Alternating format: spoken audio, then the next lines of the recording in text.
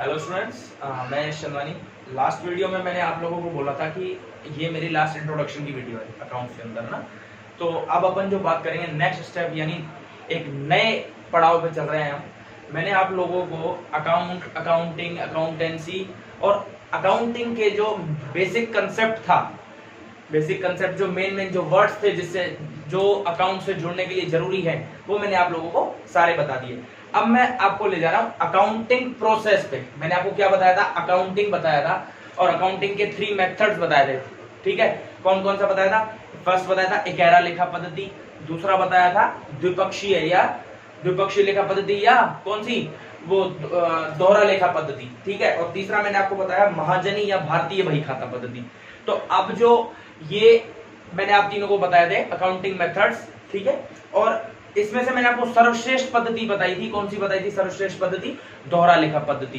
तो दोहरा लेखा पद्धति में अंदर जो हम अकाउंटिंग करने का जो प्रोसेस होता है, जो स्टेप होते हैं, वो मैं आपको बताने जा रहा हूं, देखना। ठीक है, मैं यहां लिख रहा हूं लेखांकन प्रक्रिया। लेखांकन प्रक्रिया यानी अकाउंटिंग करने के लिए जो प्रोसेस होता है, जो प्रक्रिया होती है लेखांकन करने के लिए, वो स्टेप कौन कौन से होते हैं, वो कौन कौन सी प्रक्रिया आती है। देखो, अकाउंटिंग, इसको इंग्लिश में बोलते हैं अकाउंटिंग प्रोसेस।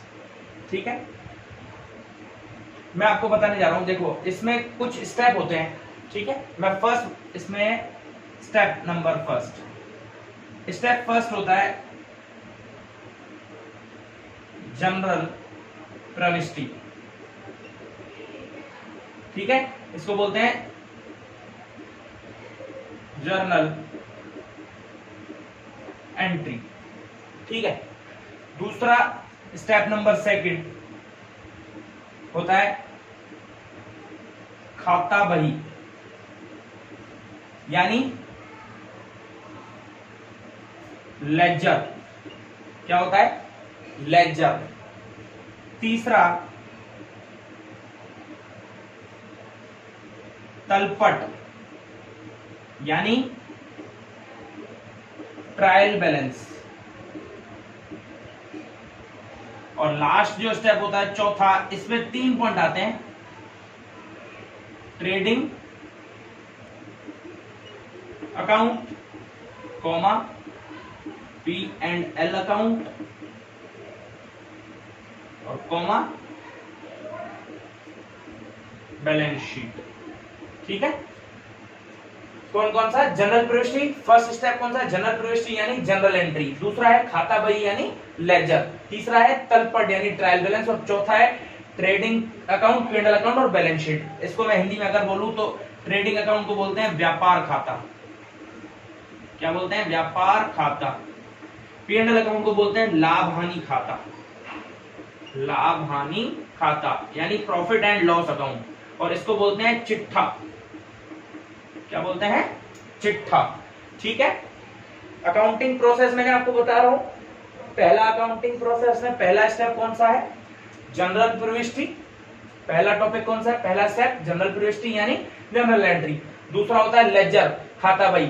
तीसरा होता है ट्रायल बैलेंस, तलपट। चौथे में 3 स्टेप आते हैं, ट्रेडिंग अकाउंट, P&L अकाउंट और बैलेंस शीट, यानी व्यापार खाता, लाभ हानि खाता और चिट्ठा।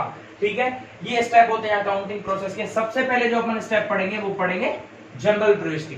सबसे पहले जो अपन स्टेप पढ़ेंगे वो कौन सा पढ़ेंगे? जनरल प्रविष्टि, क्योंकि अकाउंटिंग करने का प्रोसेस होता है। जनरल प्रविष्टि मैंने आपको फर्स्ट वीडियो में बताया था, अकाउंटिंग यानी मतलब होता है लेखांकन यानी लिखना।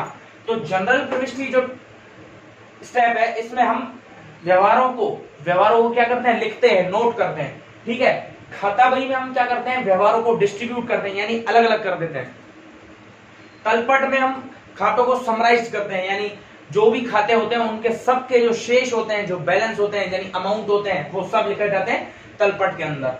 और जो चौथा स्टेप है ट्रेडिंग, P&L और बैलेंस शीट, तो वो ये जो स्टेप है, इसके अंदर जो खाते होते हैं आपके लेखांकन, यानी आप जो लिखते हो उसको फाइनल किया जाता है, यानी लेखांकन को अंतिम रूप में लिखा जाता है, इसीलिए इसको अंतिम खाते भी बोला जाता है। क्या बोला जाता है? अंतिम खाते, अगर मैं इंग्लिश में बोलूं तो फाइनल अकाउंट। ठीक है, यहां तक समझ आया। अब जो अपन फर्स्ट स्टेप पे चलेंगे वो चलेंगे जनरल प्रविष्टि पे। किस पे चलेंगे? जनरल प्रविष्टि पे। मैं इसको थोड़ा सा रफ कर देता हूं, देखना। चलो मैं इसको यहां पे रहने देता हूं, खाता बही। ठीक है, अपने पास यहां पे स्पेस है तो अपन यहां पे कंसल्ट करेंगे इसको। फर्स्ट मैं स्टेप लिख रहा हूं, देखिए यहां मैं लिख रहा हूं जनरल प्रविष्टि। ठीक है, यानी एंट्री। जनरल प्रविष्टि होता क्या है? देखो, जनरल यानी सामान्यतः, प्रविष्टि यानी लिखना, सामान्यतः लिखना। यानी बिजनेस में मैंने आपको बोला था कि अब हम जब भी बात करेंगे, बिजनेस की बात करेंगे और जो पद्धति की बात करेंगे, प्रणाली की बात करेंगे, सिस्टम की बात करेंगे, वो कौन सी करेंगे? द्विपक्षीय की। किसकी? द्विपक्षीय की, यानी दोहरा लेखा पद्धति की बात करेंगे। तो देखिए, जनरल प्रविष्टि, इसको अपन क्या कहते हैं? सामान्यतः लेखांकन। रोज व्यवहार, बिजनेस में जो सामान्यतः रोजाना के जो व्यवहार होते हैं, जो अपना व्यापार होता है उसमें जो सामान्यतः के रोजाना के जो व्यवहार होते हैं, उनको अपन एक क्रमबद्ध तरीके से, यानी सिस्टमेटिक ढंग से, क्रमबद्ध, लाइन वाइज और ना तारीख वाइज, यानी डेट वाइज उसको लिखते हैं। उसको क्या बोला जाता है? जनरल प्रविष्टि। यानी जनरल प्रविष्टि किसको कहते हैं? व्यापार में रोजाना होने वाले लेन देन। कौन से लेन देन? आर्थिक प्रकृति के लेन देन। व्यापार में रोजाना होने वाले आर्थिक प्रकृति के लेन देनों को क्रमबद्ध तरीके से और क्या? समयानुसार, यानी समयानुसार यानी कालक्रम अनुसार लिखना क्या कहलाता है? जनरल प्रविष्टि कहलाता है। देखो, मैं इसको ऐसे अगर लिख रहा हूं, जनरल प्रविष्टि डेली ट्रांजैक्शंस। ठीक है, कौन से? डेली ट्रांजैक्शन, यानी रोजाना होने वाले लेन देन। कौन से? बिजनेस पर्पस, यानी व्यवसायिक उद्देश्य वाले। इकोनॉमिक ट्रांजैक्शंस, यानी इकोनॉमिक ट्रांजैक्शंस यानी कैसे? पैसों वाले, जो मॉनेटरी ट्रांजैक्शन होते हैं, पैसों वाले ट्रांजैक्शन, इकोनॉमिक ट्रांजैक्शन, यानी आर्थिक प्रकृति के लेन देन। जनरल प्रविष्टि यानी रोजाना होने वाले व्यवहारों को जो जिनका उद्देश्य व्यवसायिक हो और वो कौन से हो? आर्थिक प्रकृति के हो, उनको आर्थिक प्रकृति के हो, उनको क्रमबद्ध तरीके से, क्रमबद्ध व काल क्रमानुसार, या मैं इसको ऐसे भी लिख सकता हूं, तिथि अनुसार क्या करना? लिखना। क्या करना? लिखना। क्या कहलाता है? जनरल प्रविष्टि।